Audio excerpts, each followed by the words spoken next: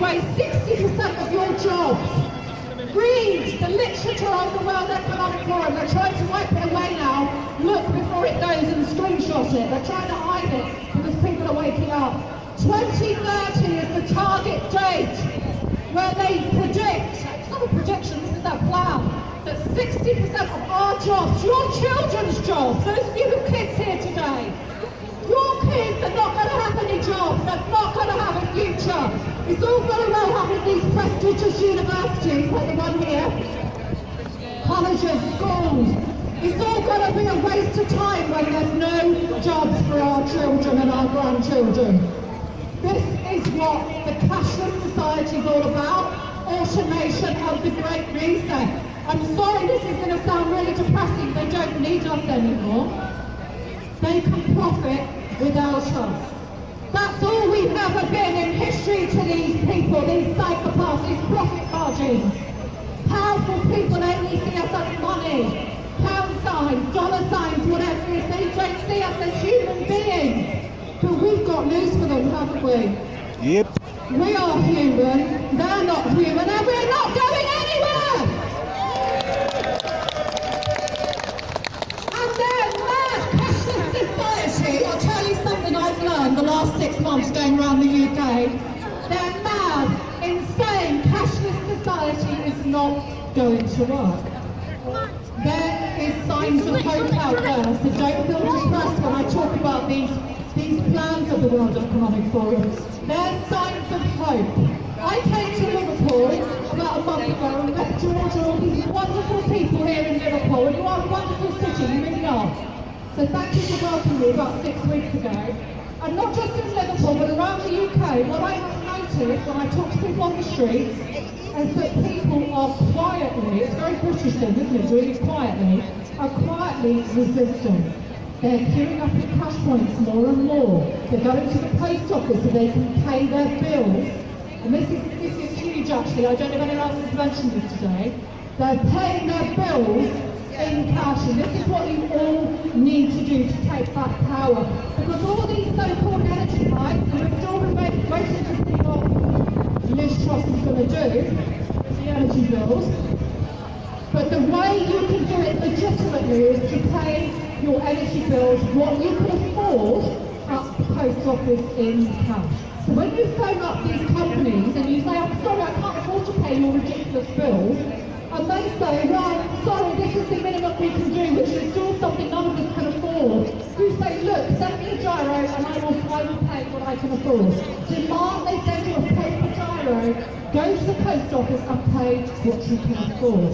That's what you do. It's legitimate, it's lawful, and if it does end up, and I hope it doesn't, if it does end up in a magistrate's court, which is highly unlikely if you do that, there's nothing they can do because you've done everything you can to pay and you've proven it. Whereas with direct debits, it's not going to work that way. So that's what you do in terms of this so-called energy cost of living crisis, is you pay in cash at the post office. That does two things. You take back power over what you can afford, and the second thing it does is it helps that cash economy. But we've got to make sure it's thriving and growing and growing. Because do you know what's happened in the last 6 months because of this crisis we're living in? Cash has gone up in circulation by 20%! 20%!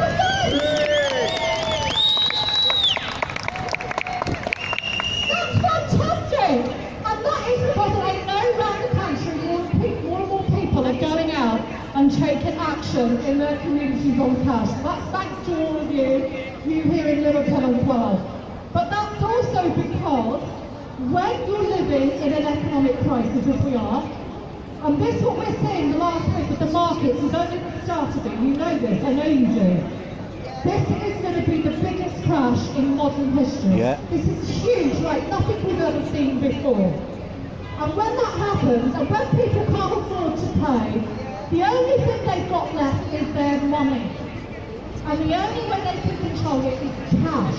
Those of you that earned your first pay packet in cash, put your hands up. My first pay packet was in cash. I remember the little brown envelope and feeling very excited at opening it up and thinking, ooh, money, what am I going to do with it? And of course, for the first couple of months being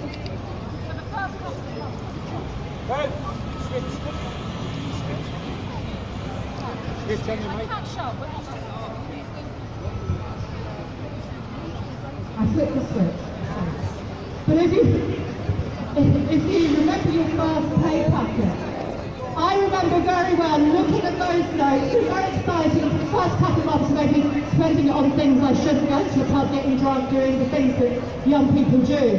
But then very quickly I had to think about I need to put away money for my mum's teeth. I need to put money away for my bus fare to go to work. I had to work my money out.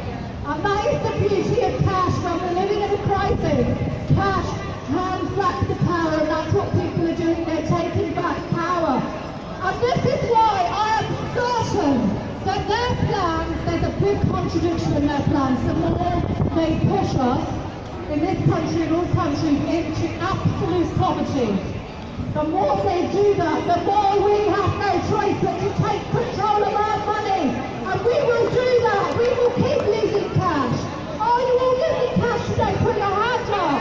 Go ahead, Debbie. Fantastic. So there's a few things I want to ask you to do. I said this in London last week. As individuals, where you can start making the change from the ground up, because that's how we do it, from the ground up. That's how real change happens. The first thing, you're already doing it, is get cash out every day. Put your cards away. Go to the bank as well if you can and withdraw cash. Do not use phone apps. If you've got any of those, get rid of them. Uninstall them. Stop using them. They are paving the way to the digital currency and the social credit system that's going to control all of us. That's paving the way. And if you're doing that, you are responsible. Get rid of those phone apps, cash out every day. The other thing I'd like you to do, and this is crucial to, I don't know if you can see this banner, Kel, can you hold it up for me?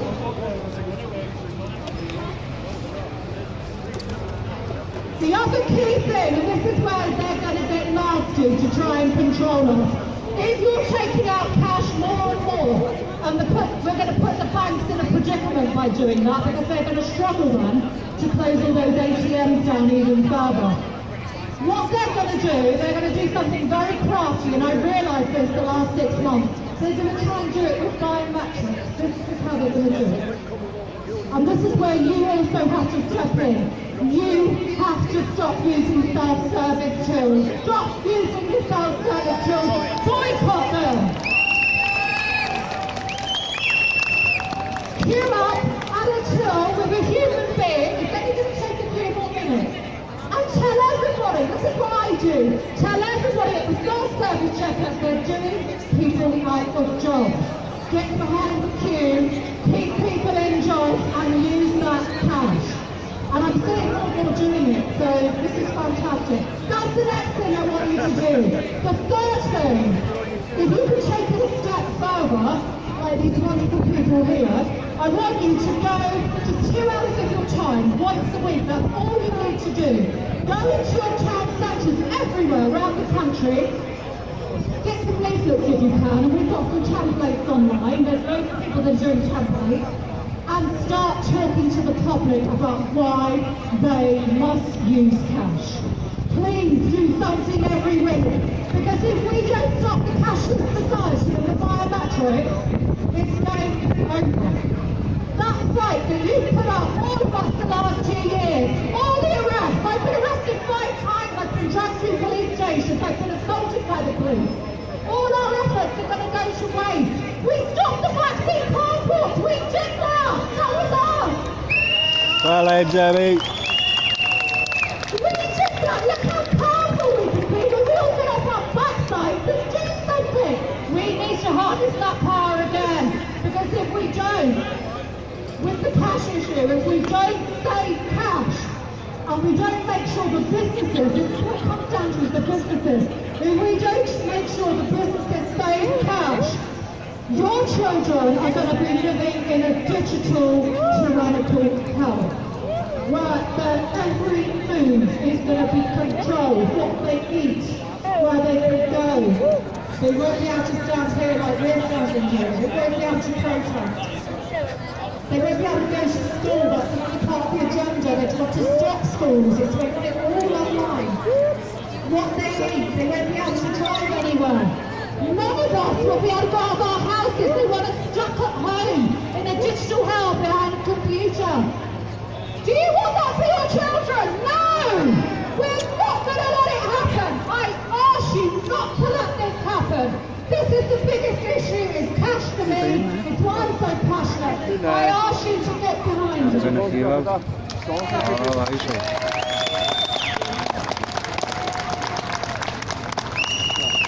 I hate quoting politicians. They're all corrupt, psychopathic pieces of work. There's a quote growing up that always stuck out to me from the former President Bill Clinton in America, and I think it says it all about how it all works. He was asked about what was going to win the election when he won the presidential election, and he said, "It's all about the economy, stupid." That's what it's about. It's all about managing our finances. And the lead up, the last 2 years, with the scandal, with the gyms, it's all been about building up to this digital tyranny, normalising it in every step of the way, queuing up in shops, separating ourselves, not being human. It's all been about normalising it. So there's one final thing I want to say. There is hope for the future. We can change this, I'm absolutely positive. But there's one final thing. In the last few weeks, we've lost several amazing people in this freedom movement.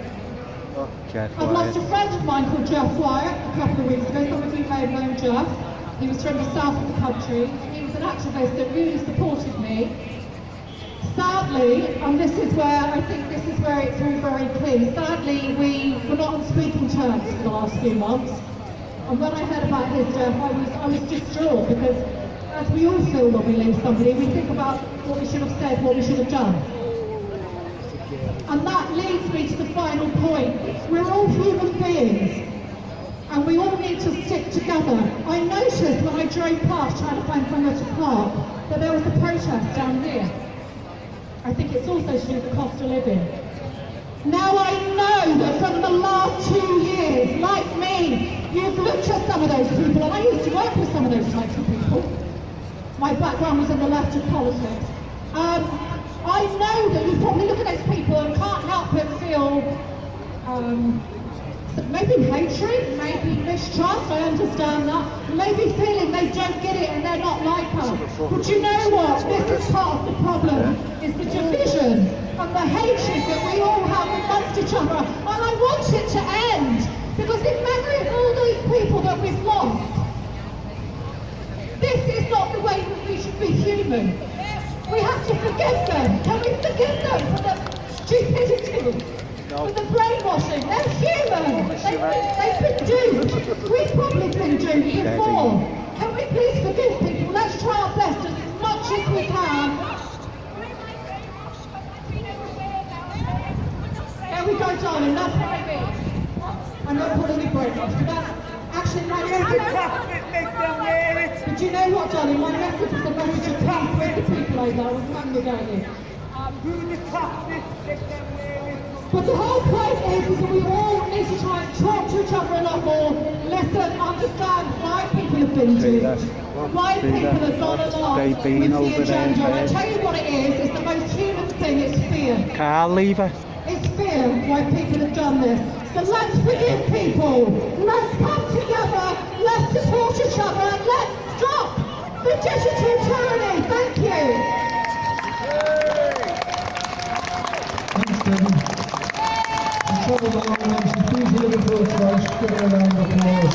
As we do, you know, it's your sponsors and you know people to the last city.